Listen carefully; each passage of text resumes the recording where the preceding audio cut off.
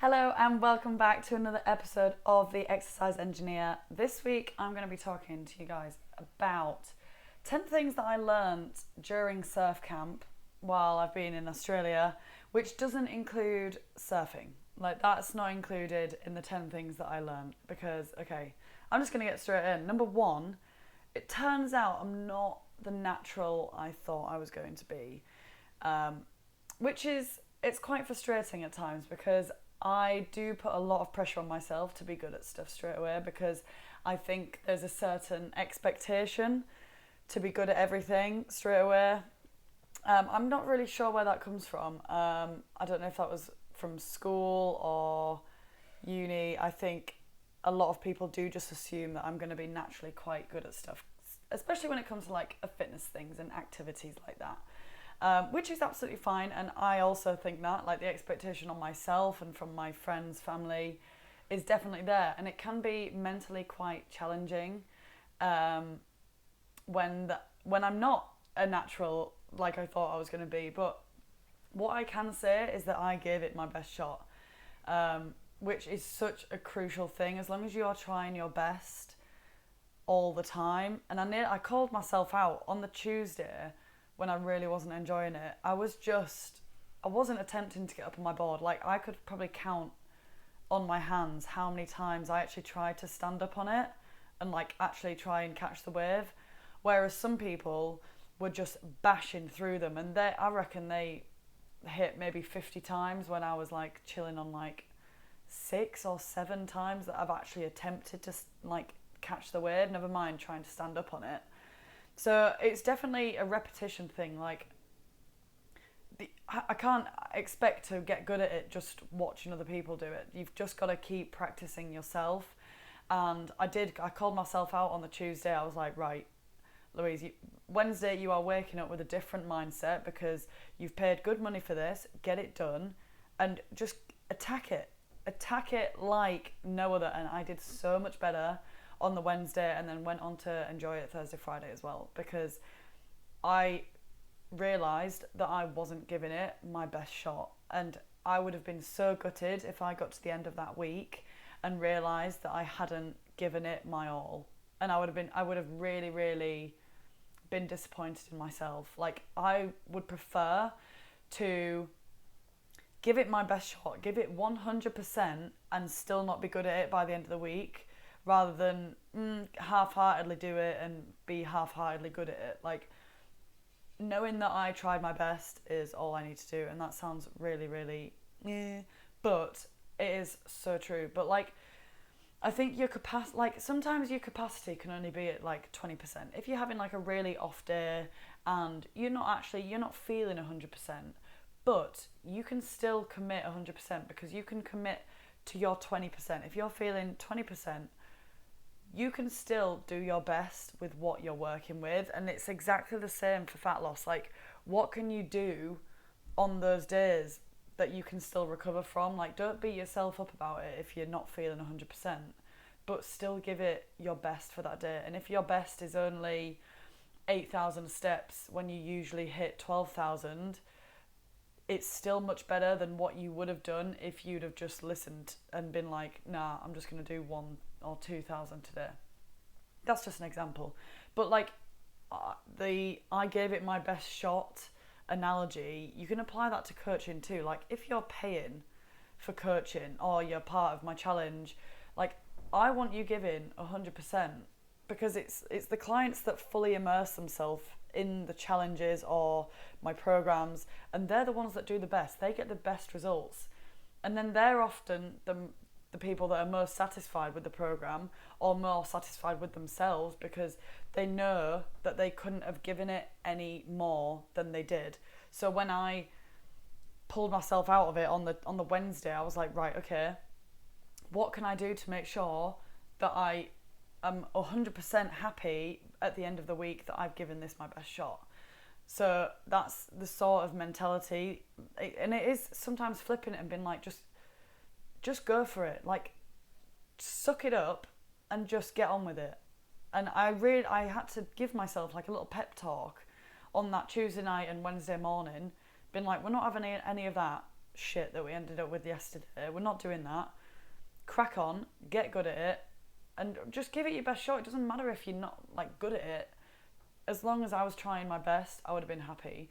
But like, expectation can play such a large role in satisfaction. Like, if you expect to do well, chances are you will, because you believe that you can, and you like, that's half the battle.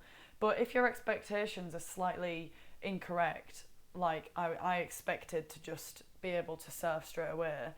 Like, another example, like fat loss is going to be easier now I have a coach. Like, yes and no, because you've still got to do all the hard work. Like, I've done and will do everything in my power to help you get results and be the support that you need, but I can't physically put in the hard work for you. I can't physically do the workouts for, I mean, I have done the workout for you, I've filmed it, but you've still got to do it for you. You've still got to stick to your calories. You've still got to stick to your protein and choose good habits throughout the day. So that was a lot longer than I thought it was going to be. That's only lesson number 1. But you see what I'm getting at. Just give things your best shot. And even if you're on off days, don't throw the towel in altogether. Do the best that you can do on that day. Whoa, sorry for the motorbike if you can hear that. That's so loud. Okay, number 2 lesson from surf camp. Giant Jenga apparently makes me the most anxious person on this planet. Oh my God, I have never hated a game so much. Sorry, I'm using the word hate quite a lot, but like, I was so anxious. I did not want to play that game at all. I don't know what it was, but like, the pressure of everyone watching, knowing that it can be you that makes it all come crashing down. Like, we were doing it like as a team, and I don't want to disappoint everyone else that's playing, because if I make it fall down, the game's over and then you have to start again, and that's just a bit, the first bit's always crap. So I was just, I don't know why, it was really, really getting to me though. Like, I very, very rarely feel anxious, especially when it comes to games, but that was like next level anxiousness. But I think it's like sort of related to accountability and like having a coach or a team of people that you're doing the workouts alongside, because like you get it done because they're watching, they're cheering you on, they want you to do well, so you want to do well for yourself as well. You don't want them, like, you don't want to knock the tower down, you don't want to be the only one not doing the workouts in the group, you don't want to let the whole team down in that case. And it's really bizarre how anxious I felt. Maybe it was because we had forfeits attached to whoever knocks it down. So that's also another thing that makes you anxious. Like, oh my God, I don't want to do that forfeit. I don't want it to fall down. But yeah, like, everyone else is cheering you on. No one else wants you to make it fall down unless you're the next person in the circle and you know you've got to go next.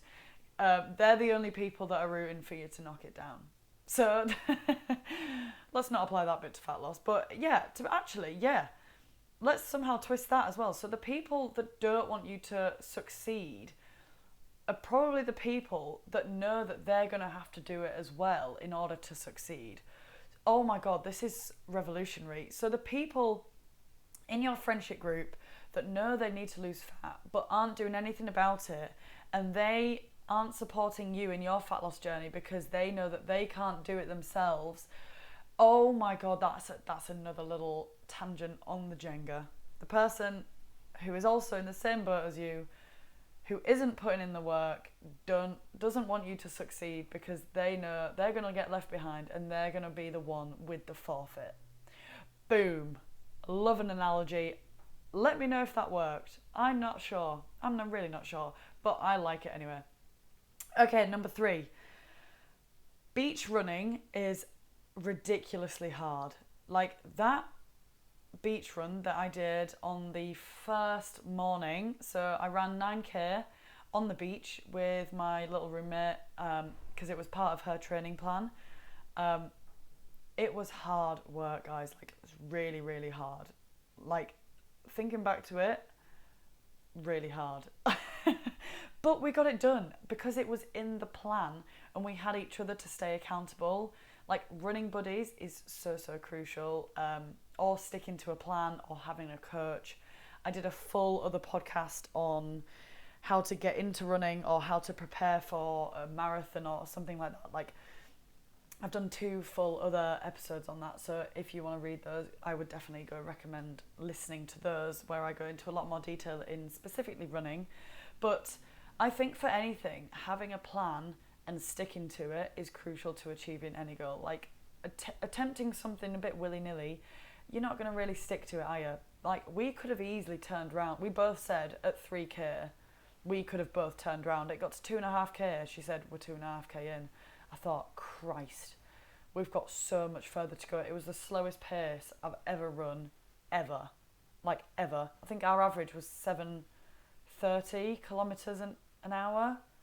Something, oh my gosh. It was ridiculous. Considering we both usually run at 5 kilometres an hour, that's quite a big difference. But, like, having that plan set in place meant that she wasn't going to do any less, and the accountability of me being there meant that she wasn't going to do any less, and vice versa. I couldn't turn back because I knew she wasn't going to turn back. So having that buddy and the plan and that accountability really makes you stick through the hard times. It was like, I cannot explain how difficult it was, but you just get it done. I would recommend, if you want a really good leg burn, running on the beach. Insane. Absolutely insane. Okay, number 4. Walking in wetsuits. This one isn't really linked to fat loss. I've not worked out how to link it yet, but we'll see. Walking in wetsuits will give you chafe in areas you didn't know you could get chafe. Oh my goodness. I wish someone had told me this, but like, this might be way too much information, a little bit TMI, but I feel like I need to warn people because nobody warned us. Like, all the girls in the camp suffered from this quite severely. So if I were you, and you were going on a 5, maybe even 3 or 5 day surf camp, I would recommend that you wear different shaped underwear or swimwear so that it's not rubbing in the same place every single day. And take plenty of Vaseline. You are welcome. Thank me for that later. That will save your life and your butt. Serious. But like, okay, tenuous link to exercise. Prepare for exercise a lot more than you think. Okay, so we need to warm up. We need to research where you're going. Do you need supplements? Do you need water? A towel? Have you set Strava? Are you fueled well enough? Do you have time to do it all properly? Is there a technique that you need to learn? Have you done your research is pretty much what I'm getting at. If I'd have done my research, I might have found that wetsuits that don't fit you properly will give you chafe, and it bloody hurts, and it will scab and then bleed all over various carpets the next following week. So please learn from my mistake and do your research before you start exercising. A good example for this is actually the marathon that I did.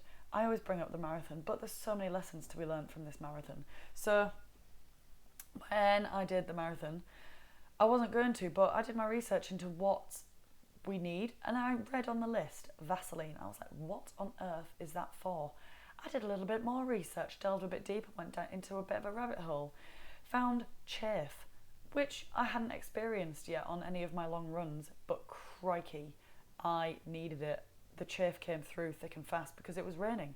So actually, it was really good. And also I read that if you put Vaseline on your eyebrows, it'll stop your sweat from your forehead dripping into your eyes.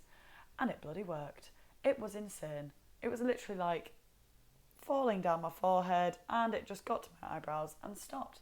I know that's technically what eyebrows are for, but eyebrows with Vaseline in work extra well.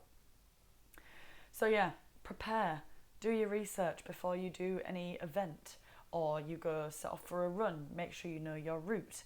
Have you got enough supplements on you? Are you going for more than 10k? Do you need to take fuel? Have you fueled before? I could go on and on and on, but just make sure you do your research. Please, just do your research. It takes 10 minutes.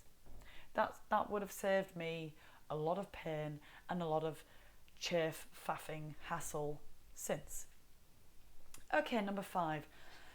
This is quite a difficult one for me because having looked back at some of the photographs and the videos of me surfing, I looked like a walking seal in a wetsuit. Not quite the Catwoman vibe I was going for. And this actually really hurt me. I felt, when I was walking around in it, I actually felt quite sexy in my wetsuit.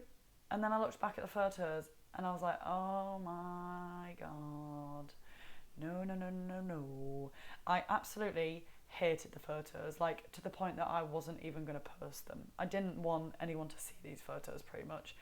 And it's not the end of the world. Like, they're not even that bad.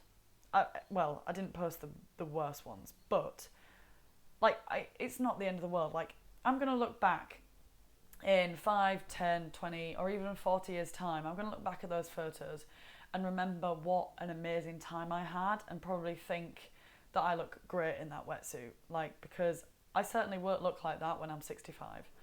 Or maybe I will. Who knows? But the point is, like, just remember to enjoy the journey. Don't fixate too much about what you look like. And I know that's easier said than done, because I really, really don't like those photos. But I still posted them because, like, it's more of the memory, and other people think I look great, so that's fine. But it's not, you're not doing it for them. You're not doing it for you either. Just do it. Wow, I'm really going off on a tangent here. I'm so sorry. But I think it's just not the end of the world. I remember feeling so rank when I saw those photos, but they're not bad. They're really not bad. I've had another look and it's not the end of the world.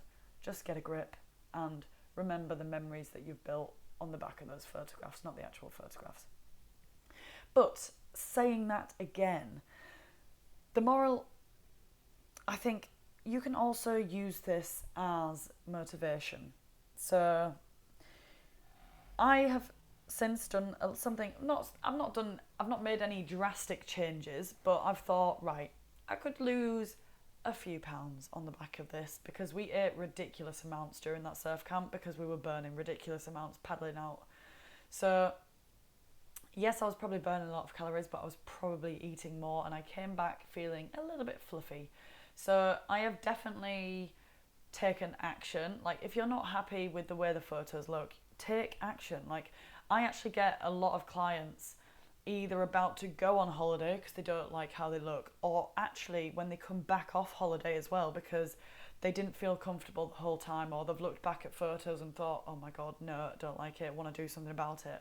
And that's absolutely fine if you use it as motivation. Like, it's so normal to feel that. Like, looking at a few photos of yourself from holiday, there's always going to be some extra bad angles where it's like, oh crikey, can we just delete that? But yeah, you could use it as motivation to just do something about it, especially while it's fresh.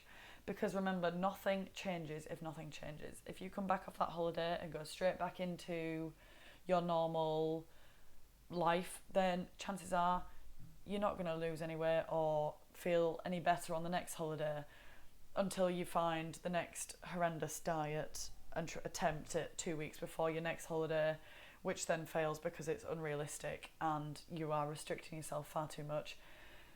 And yeah, just use it to kickstart a new lifestyle instead of going in and out of all of these fad diets, feeling shit about yourself and then starving yourself, and then it's just like an awful cycle. If you just change a few really small habits. So a couple of habits that I've changed is not eating at my set meal times. And I know this might be a little bit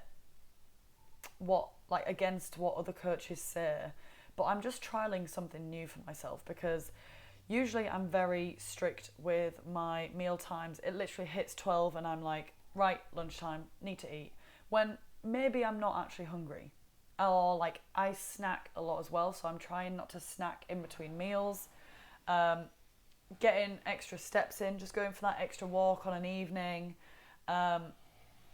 just getting outside more as well, like getting just genuinely more fresh air it's so easy to just sit inside, especially now I know technically more of a desk job, but like online coaching is surprisingly more of a desk job. Like you do spend a lot of time on your laptop, on your phone, creating reels, one-to-one check-ins, making programs. Like it is a lot of actually online work, believe it or not, online coaching. And I know I sound surprised, but anyway, I can't remember where I was going with that now. Oh yeah, a few minor changes. Like, so my meal times, I'm just eating when I'm hungry now, which is interesting because when I was at work, I felt hungry all the time because I don't know if that was just at a desk, more habitual snacking at the desk, knowing that my lunch is coming soon, having a coffee, more snacks, always office biscuits on the go. Like, there are a lot of things in an office that makes you either bored and therefore eat more, or just exposed to it all, so therefore eat more. So I'm trying to really focus in on my actual hunger levels and listening to my body a little bit more as well. So I'll let you know how that goes. I might do a follow-up episode on that, let you know how it's going. But yeah, I've done something off the back of seeing those photos because I thought, no, do you know what? I'm not actually happy with how I'm looking at the moment. I was just letting it slide. So yeah, use it as motivation. Kickstart something, join a club, do something about it if you're not happy, because nothing changes if nothing changes. Okay, number 6. There are pull-up bars everywhere in Australia. Like literally everywhere. Every park you walk in, there's a pull-up bar, or on the side of the street, there's pull-up bars. Maybe it's not just pull-up bars, but like little outdoor gyms, little playgrounds, like they are literally everywhere. And I think the UK could really learn something from this, because the easier it is to practice something, or the easier it is to do a habit or do anything, the more likely it is that you're going to do it. So literally every time I walk past a pull-up bar, I do a few pull-ups because it's there. You might as well. Practice makes perfect. Like, keep improving every single day. The minute you walk past something, do it. Just do it. So it's like the same as any habit. So make it as easy as possible. Like, I've discussed this before, but like, leave your workout stuff ready to go. Have you meal prepped? You're more likely to stick to healthy eating. Like, go to the gym on your way to work or on your way back from work before you get in. Because once you get in, you're less likely to do it. Unless, even better, you're doing home workouts and you get it done before your day even starts. Like, before you even leave the house, get your workout done. Get it all laid out the night before. Know which workout you are doing. Like, there are so many ways to make it cheaper, like funner, no faff. You will save time if you are doing home workouts. Like, get stronger from home with me. There is more information in my Instagram bio about my next 6-week challenge. If we're currently in the middle of one, then fill in the application form and add yourself to the waiting list. You can also find this application form at theexerciseengineer.com. Just fill it in and I will get back to you. But yeah, just if you're trying to build a habit or get rid of a habit, make it easier, or if you're trying to break it, make it more difficult to do, and you're less likely to do it. Okay, number 7. Ingesting litres of seawater doesn't make me vomit. Like, there was a lot of seawater that I ingested throughout the learning of surf camp over those 5 days. Like, I don't really know where I was going to go with this one, but seriously, the fear during a full wipeout on the surfboard is mental. Like, there was a lot of water ingested, lots of washing machine vibes. Like, I was seriously very scared and pretty much accepted death a couple of times during that. Little mini story. So we were actually paddling out to one of the green waves. So the little white waves at the front, the ones that have already broken, that's where we started. But the green waves to get to at the back are the big waves just before they break. That's where we were trying to get out to on the last couple of days. The waves were just massive, like knocking me off my board, pulling me under.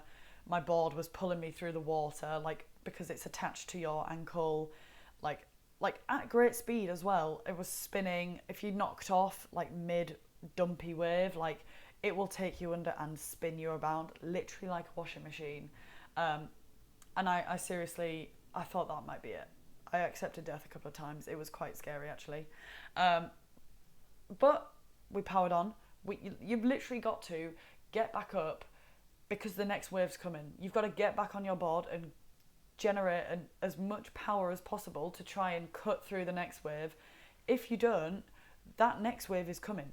There's no stopping that next wave, and that will hit you even harder, take you under even harder. So you've just got to keep going. So you've just got to power over the next wave after that, trying to get to the point past where the waves are breaking. So obviously the closer you get to that point, the bigger the waves are getting. And like I could see my instructor, what seemed like miles away, just like disappearing over the waves in front of me. And there was literally like one final wave to go, and like I was paddling so hard, like my shoulders were hurting, and I have decently sized shoulders, so I don't know how some of the other girls were doing it. Like seriously, I was burning, like crashing through that wave, and on the other side was literally peace. It was bizarre how you go from this manic paddling, like seriously panic mode, like you're in fight or flight, and it is literally like you can either turn back or you are fighting these waves, and you get to the other side and it is just pure peace. It is so like almost surreal, and I think that is a fantastic example of two things.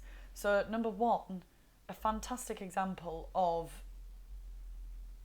fat loss in general, because it is difficult. It's really difficult, but when you get to the other side, it's going to be so much worth it. And a fantastic example of delayed gratification. So like listening to the pain that we went through to get back to those green waves, you wouldn't have thought that I'd have chosen to do that again. Like that story makes it seem like I did it once and then that was it. But I kept going back. I kept putting myself through that pain, through those near-death experiences, for what was on the other side. Like, it was that amazing. And I chose to do it over and over again. And yes, it did get harder each time, because you're already tired at that point. Shoulders are already fatigued. But to be fair, I actually had to give up on my final attempt. I wasn't very happy that I gave up, but I wasn't getting anywhere, and I was only getting slower and slower, and the waves were just wiping me out more and more, to the point that I couldn't physically get to those green waves. There was no way.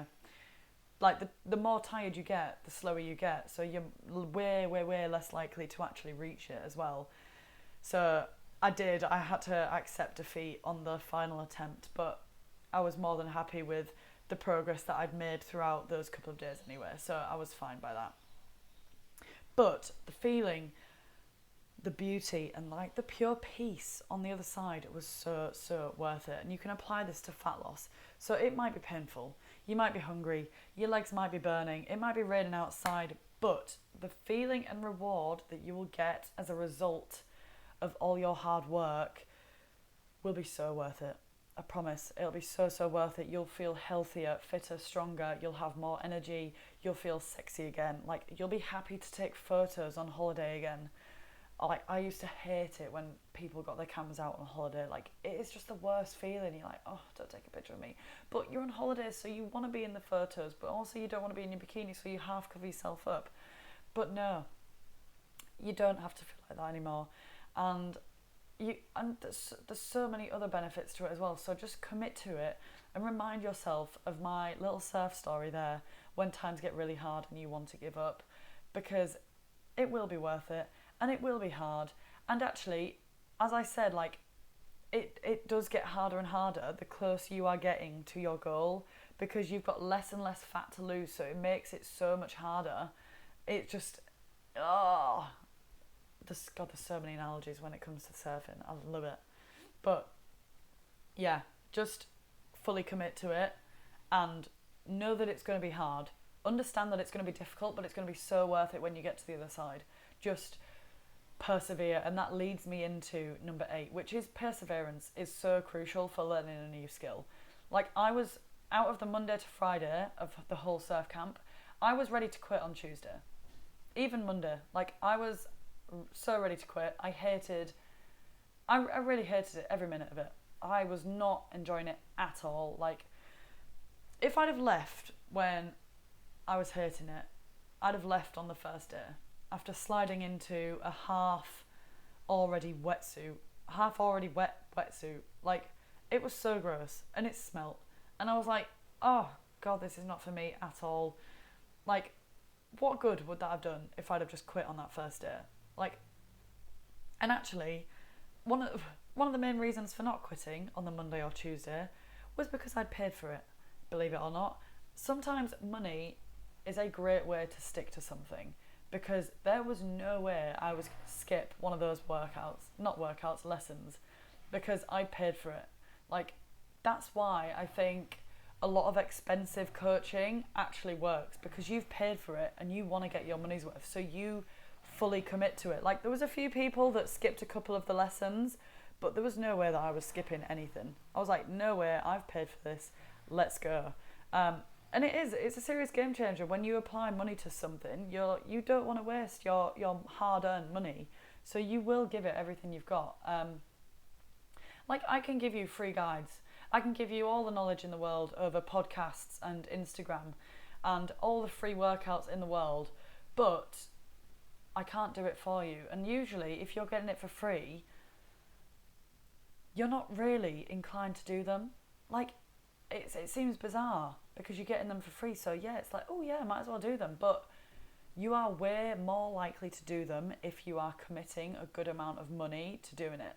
Like, and that's absolutely fine. I'm exactly the same. Like, I'd love to give you all my workouts for free, thinking that people are going to do them and commit to them. But actually, I think less people would end up doing them because they've not paid for it. Or maybe they'd try one and then not do another one because you've not paid for them.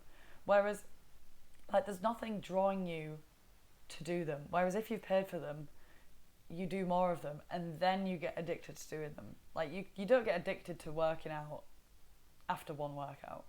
So unless you just love my workouts, which is also a possibility, because I know a lot of my clients have stayed purely for the workouts, not like don't come to any of the Q&As anymore, don't really get any coaching anymore, but they stay for the workouts, and that's absolutely fine too. But yeah, usually committing a good amount of money to something. That is not me saying that my coaching is expensive at all. If anything, my challenges are relatively cheap in terms of the fitness industry, but a lot of people still say to me it's too expensive. But if you think about how much you're spending on a Saturday night, fitness coaching is ridiculously cheap compared to that. So just check it out. Just give it a chance and you will feel epic. Like, you'll feel so much better. So, we're getting to the end, guys. We're on number 9. 9 out of 10. And number 10's not really a full one. But number 9. So, surfers know about putting pineapple in burgers. I know this is a really random one, but I was really surprised. So, one of the meals that we got given while we were surfing was burgers. I don't know why I couldn't even say that then. Burgers. And towards the end, where there was all the salad, there were pineapple rings there. There was also beetroot, which I thought was quite rogue, but there was pineapple rings. And I have not met anyone else that puts pineapple in their burgers. I thought it was just a Brit thing. Actually, no, I think it's just a my family thing. I don't know anyone else who does it. But surfers do it. And they all knew to do it. And I was like, yes, this is it. Put pineapple in your burgers. I actually put a poll on Instagram as well to see if I was the only mad one. Surprisingly not. Other people do it as well.